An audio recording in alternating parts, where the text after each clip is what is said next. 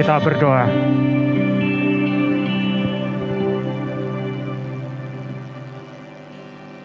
Tuhan, kiranya Engkau memenuhi hati kami dengan kasih-Mu. Bukalah hati dan pikiran kami untuk menerima firman-Mu. Biarlah berguna di dalam kehidupan kami. Dan untuk kami menyaksikan betapa Engkau sungguh mengasihi setiap orang di dunia ini. Terima kasih Tuhan Yesus. Di dalam nama-Mu kami berdoa dan kami mengucap syukur. Haleluya. Amin.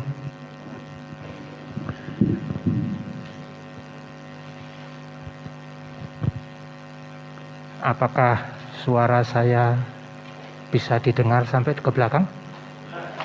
Terima kasih.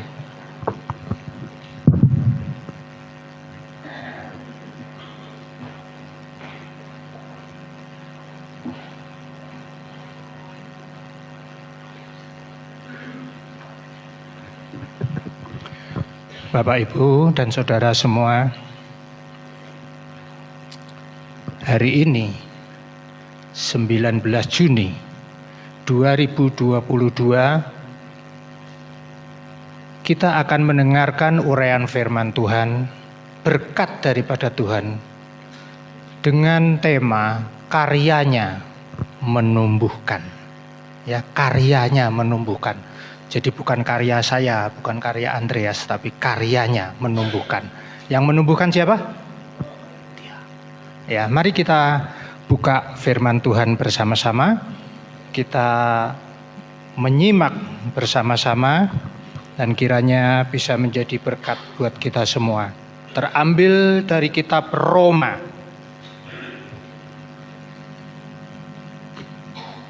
Roma pasal yang ke-8.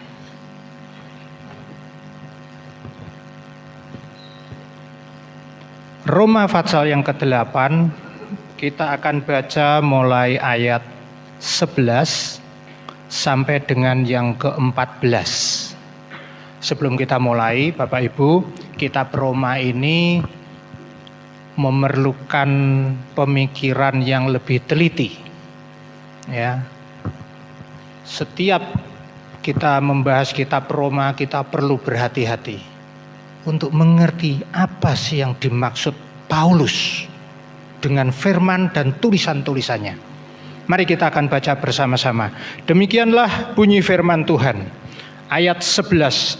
Dan jika roh Dia yang telah membangkitkan Yesus dari antara orang mati diam di dalam kamu, maka Ia yang telah membangkitkan Kristus Yesus dari antara orang mati akan menghidupkan juga tubuhmu yang fana itu oleh rohnya yang diam di dalam kamu.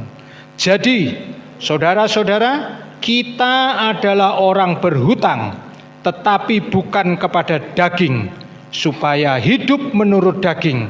Sebab, jika kamu hidup menurut daging, kamu akan mati, tetapi oleh roh kamu mematikan perbuatan-perbuatan tubuhmu. Kamu akan hidup. Semua orang yang dipimpin roh Allah adalah anak Allah.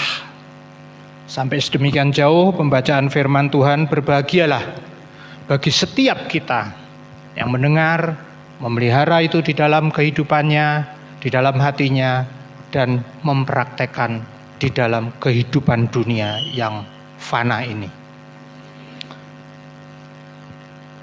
Kenapa kita, atau paling gampangnya anak kita yang masih kecil, diberi makan? Kenapa anak kita yang masih kecil, paling gampang ya, diberi makan?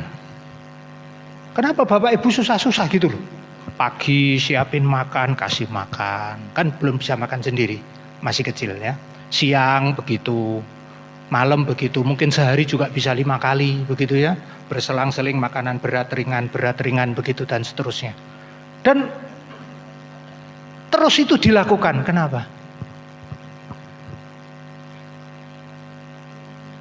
Pak, supaya kenyang. Ya betul, supaya kenyang. Tapi pasti kan bukan itu tujuannya. Bukan hanya sekedar kenyang. Ya. Setiap orang tua, menurut saya, nanti kalau saya salah dikoreksi loh ya, Pak salah Pak, gitu ya, enggak apa-apa. Setiap orang tua menginginkan anaknya ini diberi makan, tentu saja bukan setiap hari dikasih nasi tajin aja terus, enggak kan? Enggak, setiap hari kasih minum aja pokoknya kenyang, enggak. Dengan harapan supaya dia bisa bertumbuh besar, semakin pandai. Dan kita orang yang percaya punya harapan nanti kelak kalau dia semakin besar, dia akan bertumbuh di dalam pengenalan akan Tuhan. Betul? Benar ya? Oh, berarti nggak ada yang koreksi saya ya. Ya. Baik, Bapak Ibu. Jadi anak kecil diberi makan supaya dia bisa bertumbuh. Nah, kembali kita pada kitab Roma kita. Yuk, kita buka ya, kita perhatikan ya kitab Roma ya. Kita mau baca pelan-pelan. Ya.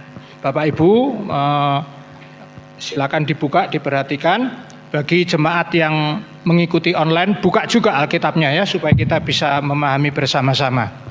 Tadi kita sudah baca dalam bahasa Indonesia. Saya mencoba membacanya itu di dalam terjemahan bahasa aslinya. Saya mencoba. Supaya apa? Supaya kita bisa melihat mungkin ada hal-hal yang lebih tajam bisa muncul di dalam terjemahan dari bahasa aslinya. Bapak Ibu perhatikan ya, Alkitabnya masing-masing ayat 11. Di dalam bahasa aslinya berbunyi demikian. Dan jika rohnya huruf besar, milik Dia yang telah membangkitkan Yesus keluar dari antara orang-orang mati, diam di dalam kalian. Jadi roh Dia yang membangkitkan Yesus keluar dari orang mati, itu diam di dalam kita. Nah, ini memang ayat yang cukup panjang. Kemudian Dia yang telah membangkitkan Yesus itu keluar dari antara orang-orang mati, yang akan menghidupkan tubuh-tubuh kalian yang fana itu melalui rohnya, huruf besar, yang diam di dalam kalian. Jadi diulangi, yang diam di dalam kalimat 2 kali. Ini menunjukkan di dalam kebiasaan adat Ibrani dan Yahudi sampai sekarang, begitu disebut 2 kali itu penting, lebih penting dari biasanya. Ya, itu begitu. Jadi ketika Bapak Ibu nanti melihat baca firman Tuhan, loh kok 2 kali disebut berturut-turut, berarti penting. Ya. Kalau 3 kali gimana? Sangat penting. Sangat penting, bukan untuk menuin perkamen ditulis gitu ya 3 kali, enggak. Di Wahyu kita sering baca kudus, kudus, kudus lah. Ngapain 3 kali? Tapi kita harus mengerti di dalam adat kebudayaan bangsa Yahudi dan Ibrani sampai sekarang itu 2 kali penting, perlu dicamkan. 3 kali enggak boleh lupa, 100% enggak boleh lupa. Ya, dicamkan baik-baik. Ayat 12 disambung ya, bahwa kita ini orang-orang yang berhutang tetapi tidak kepada daging supaya hidup menurut daging. Jadi kalau kita hutang kepada daging, kita hidup menurut daging, tapi tidak, bukan seperti itu. Ayat 13. Masih ya, simak ya Alkitabnya masing-masing, saya coba bacakan di dalam terjemahan ini. Sebab jika kamu hidup menurut daging, nah daging di sini perlu kita perhatikan. Apa maksudnya daging di sini? Daging ini bisa, tetapi ternyata tidak sekedar daging itu. Daging yang dimaksudkan di sini adalah keadaan manusia sebelum lahir baru. Ya, keadaan manusia sebelum lahir baru dari siapapun, Bapak Ibu atau teman-teman Bapak Ibu semuanya, kalau belum hidup di dalam daging, kalau belum lahir baru, maka dia hidup menurut daging dan mati di dalam daging. Ya, jadi perhatikan, bukan daging-daging kita, tetapi adalah keadaan manusia sebelum lahir baru. Saya percaya di sini semua sudah lahir baru. Amin. Amin ya. Iya, haruslah. Ya, karena itu penting ya. Sebab jika kamu hidup menurut daging, kamu harus mati selamanya. Nah, di situ tidak ada. Ya. Di Alkitab Bapak Ibu tidak ada. Kamu harus mati selamanya. Harus. Selamanya. Wih, selamanya mati. Enggak main-main.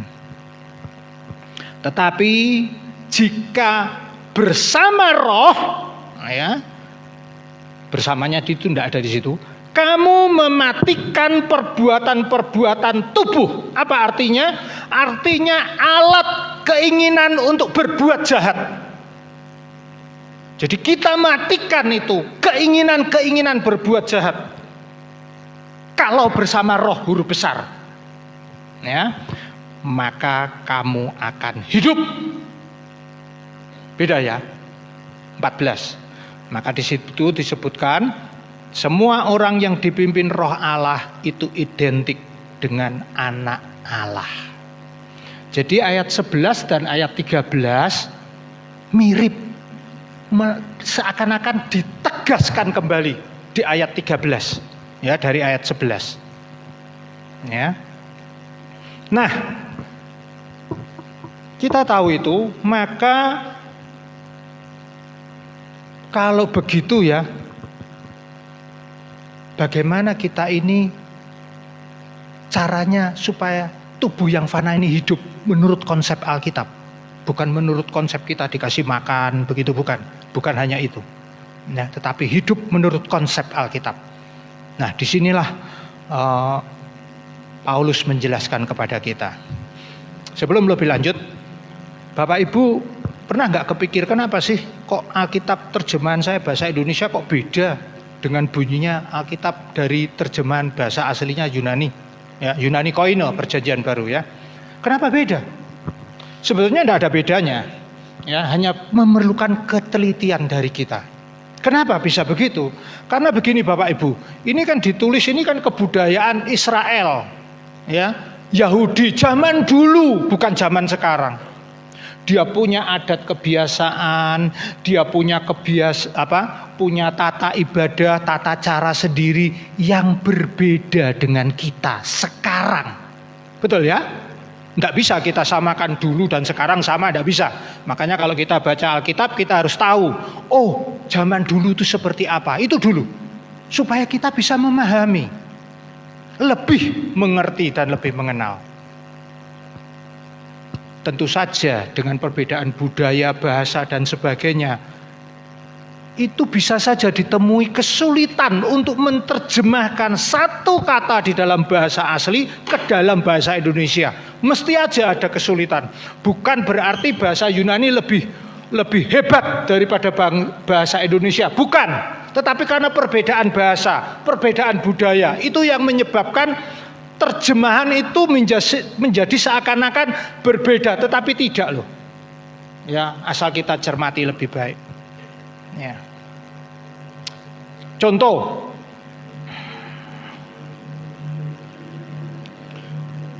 Bapak Ibu, nasi dalam bahasa Inggris apa? Rice. Beras? Gabah? Miskin ya bahasa Inggris ya. Kita lebih kaya dong. Ada gabah, ada nasi. Bubur bahasa Inggrisnya apa? Kita macam-macam. Apakah itu berarti bahasa Indonesia lebih hebat dari bahasa Inggris? No. Tetapi karena tadi itu perbedaan bahasa, perbedaan budaya menyebabkan bisa timbul kesulitan untuk menerjemahkan satu kata menjadi satu kata di dalam bahasa lain ya. Paham ya sampai sini ya? Yuk kita lanjut. Jadi bagaimana caranya kita menghidupkan daging yang fana ini menurut konsep Alkitab?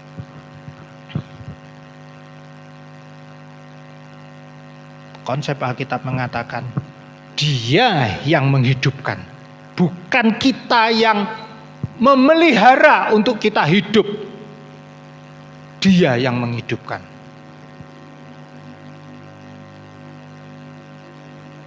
Ya. Apa yang dihidupkan? Ya jelas tubuh yang fana kita ini. Nah, sekarang yang jadi pertanyaan, yang dimaksud hidup ini di sini apa? Gitu kan? Iya toh? Kita dihidupkan oleh Tuhan. Nanti kalau kita mati, terus Tuhan Yesus datang, bangkitlah kamu, bangkit. Oh ya benar, pasti bisa, gitu kan? Pasti bisa. Tetapi kan tidak semua 1 juta, tidak satu orang yang mengalami hal itu. Mungkin 10 juta tidak ada satu, bukan tidak 10 juta belum tentu ada satu orang yang seperti itu. Ya, jadi ada rahasia apa yang dimaksud hidup di dalam ayat ini. Ini ayat hidup ini kata kerja Bapak Ibu, bukan kata benda. Artinya dia menghidupkan kita. Dia, rohnya dia itu, roh miliknya dia itu yang menghidupkan kita. Jadi apa artinya? Artinya bahwa kehidupan rohani kita yang dihidupkan. Ya, artinya itu bahasa aslinya. Kehidupan rohani kita yang dihidupkan. Satu. Yang dihidupkan adalah harapan kebangkitan bagi setiap orang yang percaya bahwa Yesus Kristus adalah juru selamat satu-satunya. Aku terima dia di dalam hatiku menjadi juru selamat, menjadi raja di dalam kehidupanku. Harapan kita. Kebangkitan bagi setiap orang percaya. Yang ketiga, kehidupan di sini adalah kehidupan yang seperti Yesus punya. Wah, apalagi ini? Ya, kehidupan yang Yesus punya seperti apa? Gimana tahunya kita? Gampang Bapak Ibu. Salah satu langkah paling gampang untuk mengetahui bagaimana caranya Yesus, hidupnya seperti Yesus. Baca Alkitab. Gampang toh? Itu semua tulisan Tuhan. Baca Alkitab, pelajari Alkitab. Tidak ada ruginya loh. Tambah kita mendapat kekuatan-kekuatan. Ya, belajari Alkitab. Itu yang dimaksud. Ya. Kehidupan seperti yang Yesus miliki. Baca Alkitab. Belajar ya. Segala sesuatu yang sudah Yesus ajarkan. Prinsip-prinsip hidup. Misalnya kalau kita mengasihi, ya Yesus kan kasih, ya tadi sudah dinyanyikan. Kasih, kalau kita mengasihi ya tidak boleh pilih kasih toh ya. Ya, namanya kasih itu tidak pilih kasih loh. Ya, tidak ada pilih kasih. Di dalam tata bahasa Ibrani kuno dan Yahudi itu kasih itu cuma satu. Tidak ada yang lain, cuma satu. Ya, dan itu kasih yang tidak membedakan. Jadi kalau kepada si A dan kepada si B kita tidak membedakan statusnya, ya, pekerjaannya, latar belakangnya, apapun tidak beda, tidak boleh bedakan. Kalau kita membedakan berarti kita tidak melakukan seperti yang Yesus katakan, kasihilah satu dengan yang lain. Ya, berarti tidak, berarti kita perlu belajar lagi kalau gitu, ya toh? Kan kita perlu untuk mengetahui apa yang Yesus mau. Yang penting, termasuk di dalam kehidupan yang tadi ya, satu kehidupan rohani, dua harapan kebangkitan bagi setiap orang yang percaya, tiga kehidupan seperti yang Yesus punya, ya, pelajari apa yang Yesus ajarkan, prinsip-prinsip. Yang keempat, ini merupakan hidup yang tidak pernah berakhir. Wow, hidup yang tidak pernah berakhir. Ini artinya hidup. Yohanes 14 ayat 6 juga mengatakan hal yang sama. Hidupnya itu sama. Hidup yang tidak pernah berakhir. Terus merupakan kata sifat di dalam Yohanes 14 ayat 6. Kata sifat hidup terus. Akulah jalan itu dan kebangkitan itu dan hidup itu. Tidak ada seorang pun yang sampai kepada Bapa kalau tidak melalui aku. Hidup terus bersama Tuhan di mana? Surga yang seperti Yesus janjikan. Ya. Wow, ternyata begitu. Ya, kalau hati-hati kalau kita baca, kadang-kadang hidup ini sebetulnya hidup ini ada beberapa kata di dalam bahasa asli yang bisa diterjemahkan dalam bahasa Indonesia itu dengan hidup, ya. Paling enggak ada 5 atau 7 macam. Jadi kita harus pilih yang dimaksud hidup ini yang mana. Jangan salah. Tapi hidup yang di sini ini tadi yang saya sudah jelaskan. Ya, jadi hidup yang tidak pernah berakhir. Sama seperti Yesus. Karena definisinya seperti itu, artinya seperti itu. Ya, hidup yang seperti Yesus. Ya. Sekarang masalahnya yang hidup terus itu apanya? Maka kembali lagi ke tadi. Kehidupan rohani kita ini yang terus. Tidak pernah berakhir. Arti dari bahasa itu menjelaskan bahwa hidup terus tidak pernah berakhir sampai kapanpun. Jadi kalau Bapak Ibu percaya kepada Yesus, akulah jalan dan kebangkitan dan hidup itu, tidak ada seorang pun yang sampai kepada Bapa kalau tidak melalui aku. Bapak Ibu percaya? Yes, Bapak Ibu hidup terus sama seperti yang Yesus bilang. Kehidupan rohani. Karya nyata Yesus itu yang memberi kehidupan bagi kita. Ya. Karena kata kerja itu Yesus yang memberi. Itulah karya Yesus, bukan karya kita. Karya Yesus itu yang memberi kehidupan. Kalau Yesus memberikan kehidupan, otomatis kita bertumbuh. Betul? Betul ya? Betul. Lah kita tadi udah kasih makan anak kita, harapannya nanti besar, cepat besar ya nak, nanti kalau besar zaman dulu. Kalau besar nanti jadi dokter ya, supaya banyak bisa menyembuhkan orang sakit. Kalau besar nanti jadi insinyur supaya bisa bangun rumah-rumah besar, gereja-gereja yang bagus buat Tuhan gitu. Ya. Karya nyata Yesus itu yang memberikan kehidupan. Otomatis bertumbuh kita.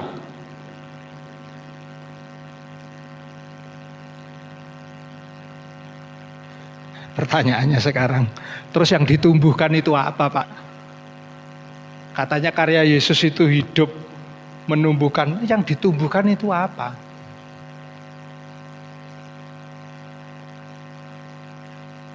Yang ditumbuhkan adalah pengenalan kepada Tuhan Yesus melalui firman-Nya. Iman timbul dari pendengaran dan pendengaran akan firman Kristus. Roma 10 ayat 17. Jadi satu pertanyaan besar, kalau ada di antara kita orang percaya, kita tidak bertumbuh. Pertanyaan besar, saya ini tidak bertumbuh, saya ini mati atau hidup loh. Menurut konsep firman Tuhan loh ya.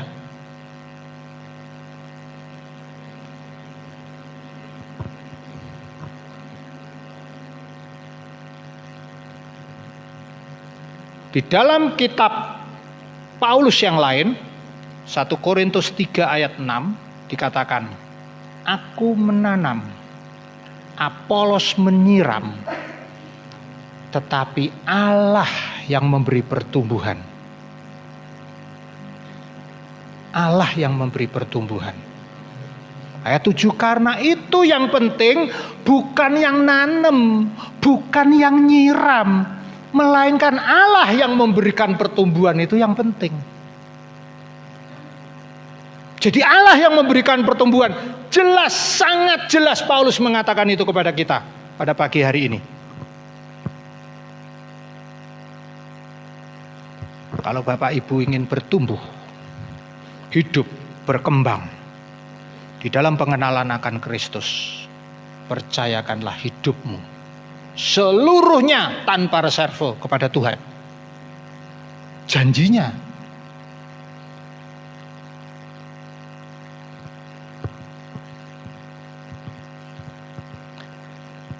Nah sekarang kalau begitu yang dimaksud pertumbuhan itu apa kalau gitu? Ya toh kalau Yesus menumbuhkan, ya Yesus menumbuhkan, Yesus menumbuhkanku. Apanya yang ditumbuhkan? Apanya?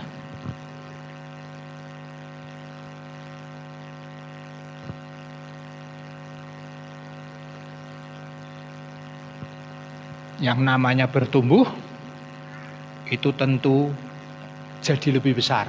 Betul ya? Bertumbuh jadi lebih besar, jadi lebih sehat, jadi lebih pinter, kan gitu. Nah, bertumbuh ini ada 9 kata bahasa Yunani, Bapak Ibu, yang kita harus hati-hati. Ini bertumbuh yang ini yang dimaksud yang mana. Jadi yang ini yang dimaksud bertumbuh menjadi besar, ya, menjadi lebih pinter. Selain bertumbuh juga mengandung arti meningkat, bertambah, makin banyak, makin kaya di dalam pengenalan akan firman Tuhan. Pengenalan akan firman Tuhan loh ya, ini artinya begitu ini di sini. Makin kaya akan pengenalan firman Tuhan.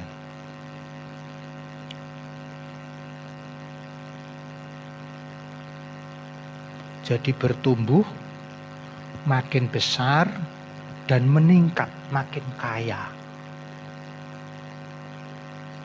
Katakan amin, siapa yang mau? Yes!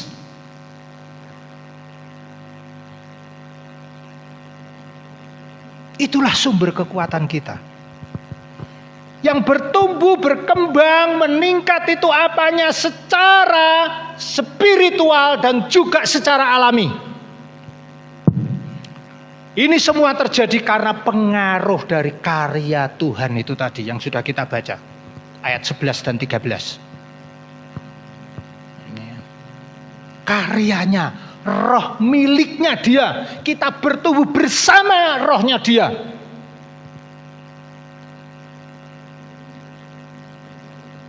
Maka melalui rohnya yang sudah ada di dalam kita, ya, orang-orang percaya, menggerakkan kita untuk apa? Untuk baca Alkitab. Karena iman timbul dari pendengaran akan firman Tuhan. Baca Alkitab Pak Andreas, dari dulu sampai sekarang sama aja, Kejadian 1 sampai Wahyu 22. Bunyinya juga tidak pernah berubah, sama terus. Kadang-kadang baca kan sudah sama, tiap minggu ke gereja juga diajarin baca firman Tuhan untuk mengartikan gitu. Tetapi berbeda loh Bapak Ibu. Ya ketika kita membaca sendiri, maka akan timbul pemahaman-pemahaman baru di dalam pengenalan kita pada saat kita merefleksi firman Tuhan. Saya share sedikit ya. Suatu ketika, sudah lama berlalu, saya itu membaca Yesus meredakan angin ribut di danau, ya. Itu kan sudah sering toh kita baca. Tahu ya ceritanya ya? Bergelora terus Yesus bilang, "Diam teduhlah engkau," diem gitu ya. Perahunya sudah kemasukan air, murid-murid berusaha untuk mengeluarkan air. Ya. Itu pun sudah berkali-kali saya baca Bapak Ibu. Tetapi suatu ketika saya baca itu di dalam perenungan pribadi, firman itu menunjuk, "Hai Andreas, kamulah kapal itu yang mau karam, mau tenggelam di tengah badai dunia ini." Saat itu saya merasa, aduh Tuhan, saya tahu ini. Aduh ampun Tuhan, aku mau engkau tetap ada di dalam perahu saya. Dan Bapak Ibu, itu membuat satu pengaruh paradigma yang baru, cara pandang yang baru dari saya terhadap firman Tuhan. Nah, Bapak Ibu nanti akan mengalami banyak hal seperti itu. Contohnya banyak sekali. Ya. Selain baca Alkitab apa? Bersekutu. Ya, walaupun online ya. Sekarang ini persekutuan doa online, gitu kan? Ya, pemahaman Alkitab online banyak kan? Karena masih pengaruh pandemi ya. Masih pandemi loh Bapak Ibu. Ya, harus hati-hati loh ya. Harus tetap jaga prokes yang teliti, yang disiplin. Ya, jangan remeh.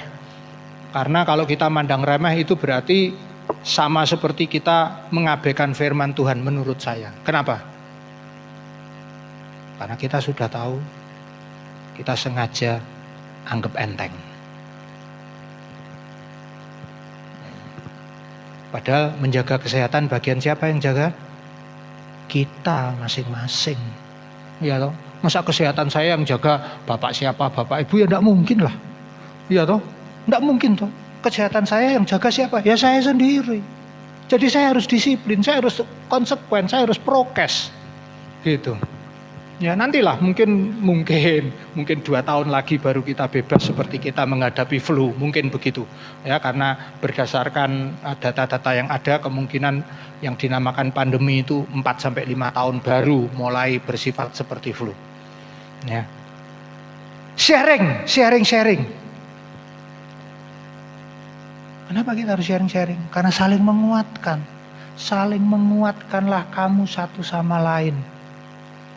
Ya, tubuh ini fungsinya beda-beda Bapak Ibu. Ada yang jadi kuku, ada yang jadi kulit, ada yang jadi alis mata, ada yang jadi kumis. Gitu ya. Beda-beda fungsinya. Ya nggak mungkin kan kita bilang, kaki enak aja. Kamu jalan terus, sekali-sekali kamu ngambil piring, suapin saya. Nggak bisa no. Ya, kecuali orang yang nggak punya tangan baru bisa. Ya, seperti yang di medsos kita sering lihat. Ya. Jadi saling menguatkan. Saya percaya Bapak Ibu juga banyak yang mendengarkan khotbah firman Tuhan di mobil, di rumah dan sebagainya. Buat apa? Supaya makin meneguhkan keyakinan kita, memperjelas arti-arti firman Tuhan. Jadi minimal nih, rohnya Tuhan menggerakkan kita itu baca Alkitab, bersekutu, sharing, dengar firman Tuhan, begitu ya. Semua itu membangun kita.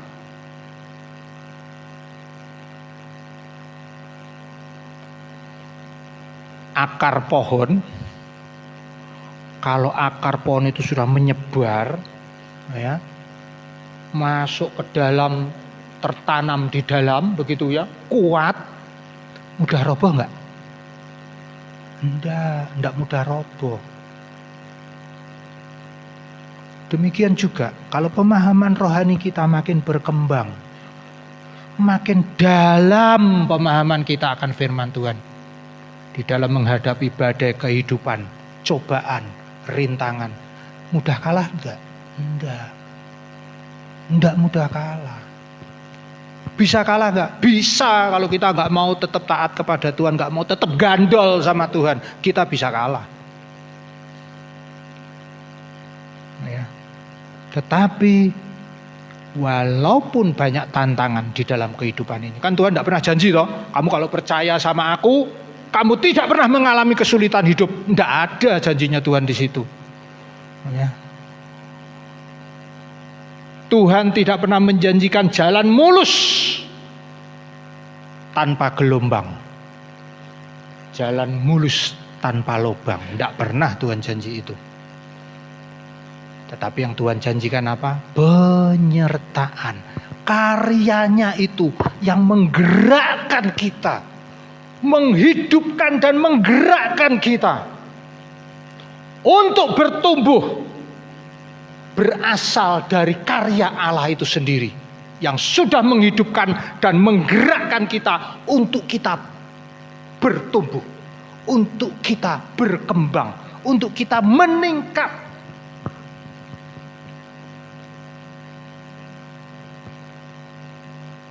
Kalau tidak bertumbuh, ya mati. Jangan lupa loh, mati selamanya. Ya, tadi kita udah bahas loh. mati selamanya. Terus. Pasti mati selamanya. Gak main-main loh. Tapi ada juga yang ini ya, teman-teman, alah mati itu kan nanti. Sekarang di dunia nikmati aja dunia. Ya betul ya. Jangan lupa loh, kita hidup ini paling berapa sih? 70, 100 tahun? Anggap aja lah 150 tahun semua ini. Jemaat anggota GJKI Bandung Raya. Semua rata-rata 150 tahun Tuhan tiba-tiba berfirman. Bersabda begitu. Pasti terjadi kan kalau Tuhan berfirman. Tetapi masalahnya setelah 150 tahun kita kemana? Maka penghakiman kekal, neraka kekal yang tidak pernah kita bisa keluar dari situ akan menjadi milik kita selamanya. Wah, jangan deh kalau gitu. Mending aku percaya sama Tuhan saja. Aku mau bertumbuh di dalam Tuhan saja. Karena Tuhan yang menghidupkan, membuat aku bertumbuh. Ya, karya Dia yang sudah menghidupkan dan menumbuhkan. Karya Dia, kekuatan Dia menumbuhkan kita. Kita bisa bertumbuh bersama rohnya. Tadi kita sudah baca. Bersama rohnya kita bertumbuh. Bersama rohnya kita hidup. Berkembang, meningkat. Ada amin? Mari kita berdoa.